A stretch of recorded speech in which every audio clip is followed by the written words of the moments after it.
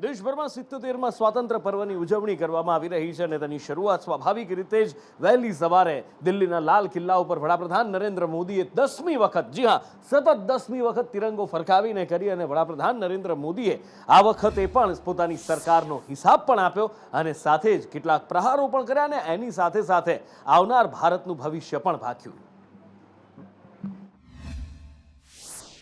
10 साल पहले राज्यों को 30 लाख करोड़ रुपए भारत सरकार की तरफ से जाते हैं।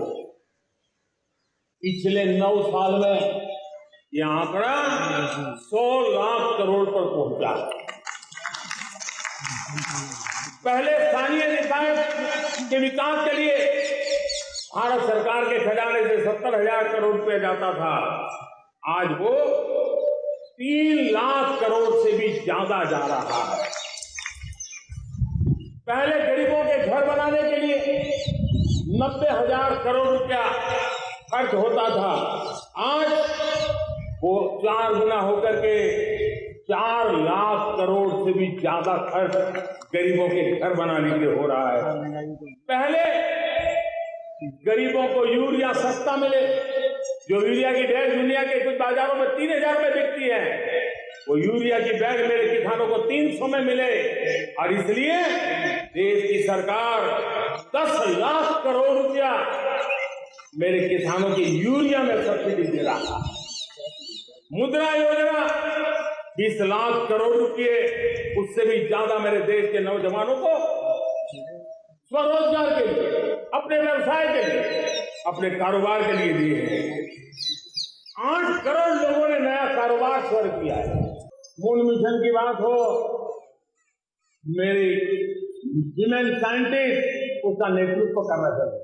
आज विमेन सेल्फ हेल्प ग्रुप हो, मेरी 2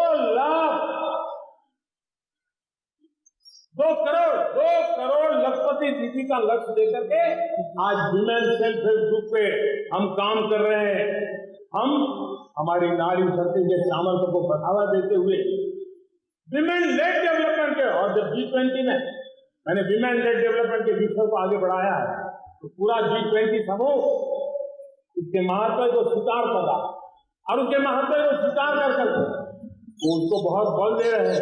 जब भ्रष्टाचार का राक्षस देश को दबोचे हुए थे, लाखों करोड़ के घोटाले अर्थव्यवस्था को डामाडोल कर रहे थे, गवर्नेंस फ्रेजाइल फाइल में देश की पहचान होने लगी थी, लीकेजेस को हमने बंद किया, मजबूत अर्थव्यवस्था बनाई, हमने गरीब कल्याण के लिए ज्यादा से ज्यादा धन खर्चने का प्रयास किया। और आज मैं देशवासियों को बताना चाहता हूं कि जब देश आर्थिक रूप से समृद्ध होता है तो सिर्फ तिजोरी नहीं बढ़ती है, देश का सामर्थ्य बढ़ता है, देशवासियों का सामर्थ्य बढ़ता है। हमारे देश को नोच दिया है परिवारवाद।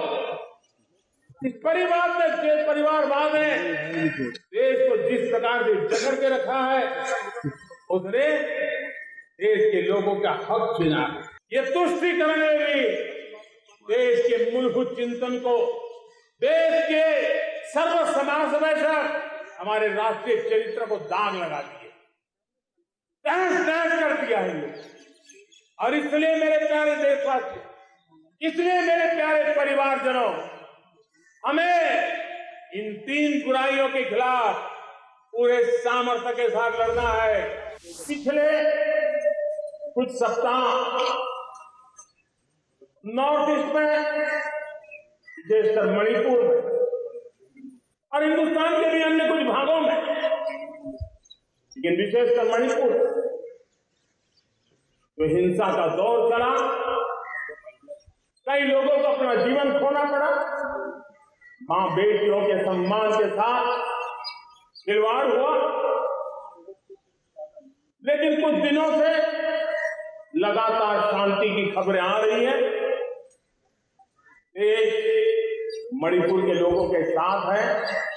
देश मणिपुर के लोगों को पिछले कुछ दिनों से जो शांति बनाए रखी है, उस शांति के पर्व को आगे बढ़ाए और शांति से इस समाधान का रास्ता निकलेगा और राज्य और केंद्र सरकार मिलकर के उन समस्याओं के समाधान के लिए भरपूर प्रयास कर रही है, करती रहती है। जब हम 2014 में आए तो हम वैश्विक अर्थव्यवस्था में 10वें नंबर पर और आज 140 करोड़ देशवासियों का पुरुषार्थ रंग लाया है कि हम विश्व की अर्थव्यवस्था में 5वें नंबर पर पहुंच चुके। आज दुनिया महंगाई के संकट से जूझ रही है। पूरी दुनिया की अर्थव्यवस्था को महंगाई ने दबोच के रखा है। हम भी दुनिया से जिन सामान की जरूरत होती है लाते हैं, तो हमें सामान तो इंपोर्ट करते हैं।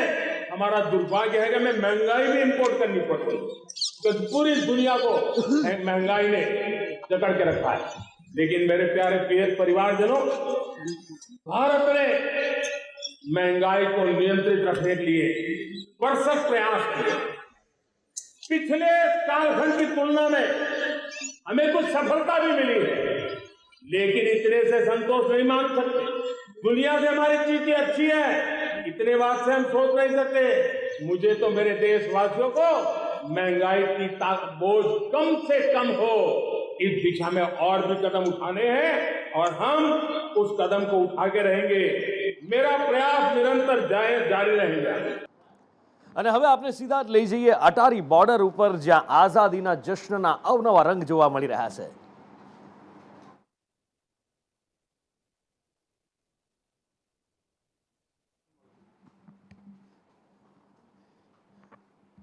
અટારી બોર્ડર ઉપર જ્યાં હંમેશા જે સેરેમની રોજ થતી હોય છે અને મોટી સંખ્યામાં લોકો આવતા હોય છે, પણ જ્યારે 15મી ઓગસ્ટ હોય, સ્વાતંત્ર્ય પર્વ હોય, ત્યારે અહીંયા એક નજારો જુદો જ જોવા મળતો હોય છે।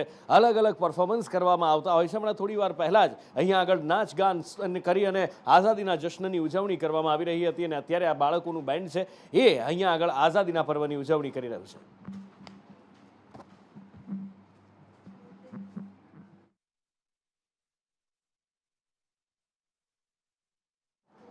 અને રાજ્ય કક્ષાના મહોત્સવની પણ આજે સ્વાતંત્ર્ય પર્વની ઉજવણી કરવામાં આવી, રંગે ચંગે ઉજવણી કરવામાં આવી। ક્યાં કેવા સ્વાતંત્ર્ય પર્વના રંગ જોવા મળ્યા, મયુર સોની પાસેથી જાણીએ। મયુર,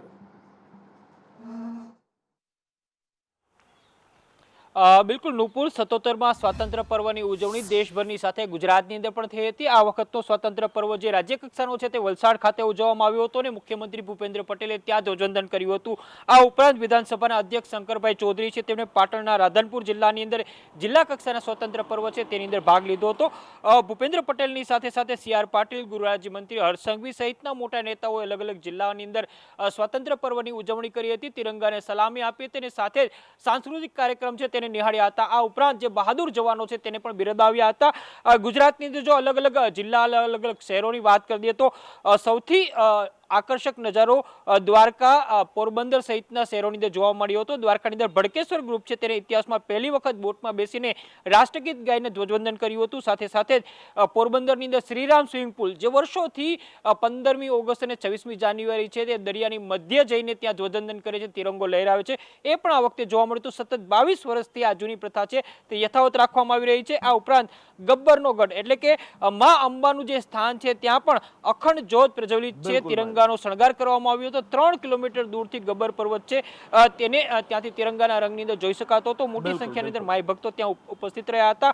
આ ઉપરાંત રાજ્યના સાબરકાંઠા છે તેની અંદર પણ વિજયનગરના પાલ દળવદના 100 વર્ષની અંદર ઇતિહાસમાં પહેલી વખત જે મોટો હત્યાકાંડ સર્જાયો હતો ત્યાં સ્વાતંત્ર્ય પર્વની અલગ રીતે, અનોખી રીતે ઉજવણી કરવામાં આવી હતી।